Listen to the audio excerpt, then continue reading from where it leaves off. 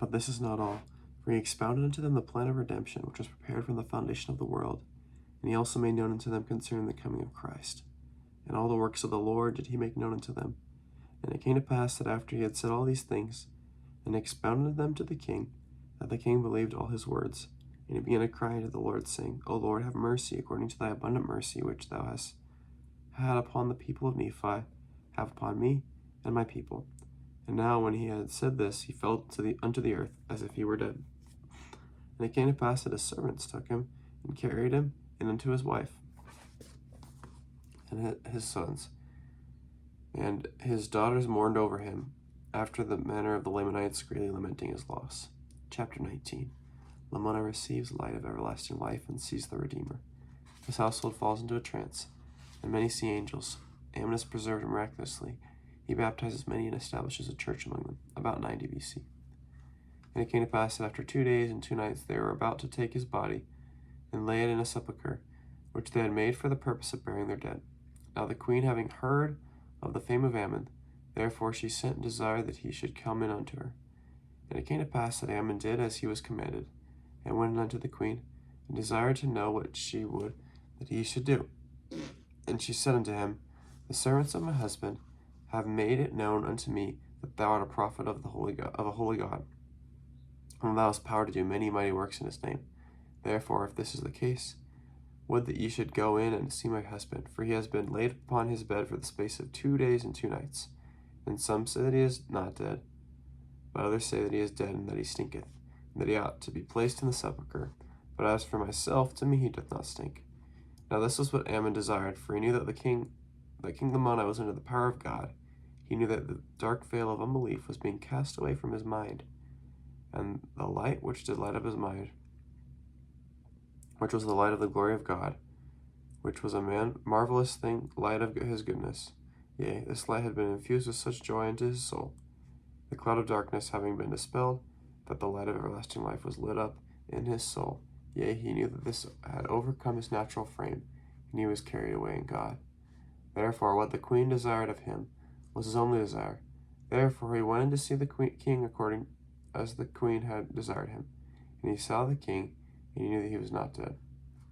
And he said to the queen, He is not dead, but sleepeth in God, and on the morrow he shall rise again.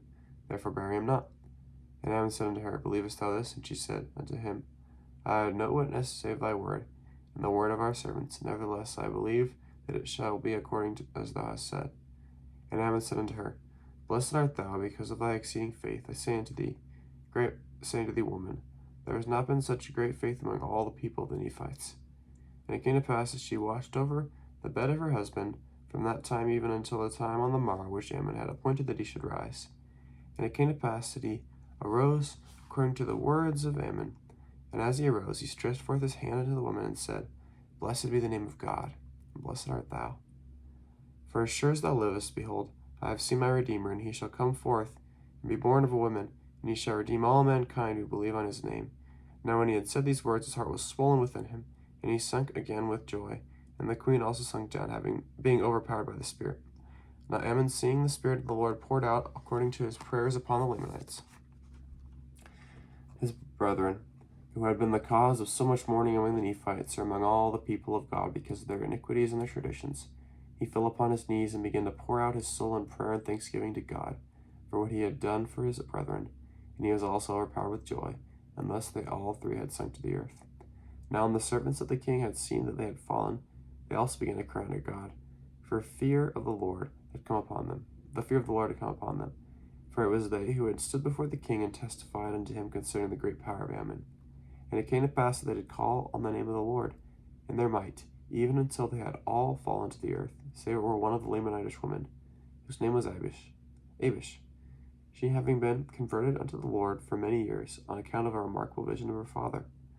Thus, having been converted to the Lord, and never having made it known, therefore when she saw that all the servants of Lamoni had fallen to the earth, and also her mistress the queen, and the king, and Ammon lay prostrate upon the earth, she knew that it was the power of God, and supposing that this opportunity, by making known unto the people what had happened among them, that by beholding this scene it would cause them to believe in the power of God, therefore she ran forth from house to house, making it known unto the people. And they began to assemble themselves together unto the house. They began to assemble themselves together unto the house of their king. The king, and there came a multitude, and to their astonishment they beheld the king and the queen, and their servants prostrate upon the earth. They all lay there as though they were dead. And they also saw Ammon, and behold, he was a Nephite. And now the people began to murmur among themselves, some saying that it was an evil spirit, that it was a great evil that had come upon them, or upon the king and his house, because he had suffered that the Nephite should remain in the land. But others rebuked them, saying, This king hath brought this evil upon his house, because he slew his servants who had their flocks gathered at the water of Sebus. And they were also rebuked by those men who had stood at the waters of Sebus, and scattered the flocks which belonged to the king, for they are angry with Ammon, because of the number which he had slain of their brethren at the waters of Sebus, while defending the flocks of the king. Now one of them, whose brother had been slain with the sword of Ammon, being exceedingly angry with Ammon, drew his sword, and went forth that he might let it fall upon Ammon, to slay him. And as he lifted the sword to smite him, behold, he fell dead. Now we see that Ammon could not be slain. For the Lord had said unto Mosiah, his father, I will spare him, and it shall be according to thy faith. Therefore Mosiah trusted him unto the Lord. And it came to pass, when the multitude beheld that the man had fallen dead, who lifted the sword to slay Ammon, fear came upon them all, and they durst not put forth their hands to touch him, or any of those who had fallen. And they began to marvel again among themselves what could be the cause of so great power, or what all these things could mean. And it came to pass that there were many among them who said that Ammon was the Great Spirit, and others said he was sent by the Great Spirit. But others rebuked them all, saying that he was a monster, who had been sent up from the Nephites to torment them. And there were some who said that Ammon was sent by the Great Spirit to afflict them because of their iniquities, and that it was the Great Spirit that had always attended the Nephites, who would ever deliver them out of their hands. And they said that it was this Great Spirit who had destroyed so many of their brethren, the Lamanites. And thus the contention began to be exceedingly sharp among them. And while they were thus contending, the woman servant who had caused the multitude to be gathered together came, and when she saw the contention which was among the multitude, she was exceedingly sorrowful, even unto tears. And it came to pass that she went and took the queen by the hand, that perhaps she might raise her from the ground. And as soon as she touched her hand, she arose and stood upon her feet, and cried with a loud voice, saying, O blessed Jesus, who has saved me from an awful hell. O blessed God, have mercy on this people. And when she said this, she clasped her hands, being filled with joy, speaking many words which were not understood. And when she had done this, she took the king Lamoni by the hand, and behold, he arose and stood upon his feet. And he immediately, seeing the contention among his people, went forth and began to rebuke them, and to teach them the words which he had heard from the mouth of Ammon. And as many as heard his words believed and were converted unto the Lord.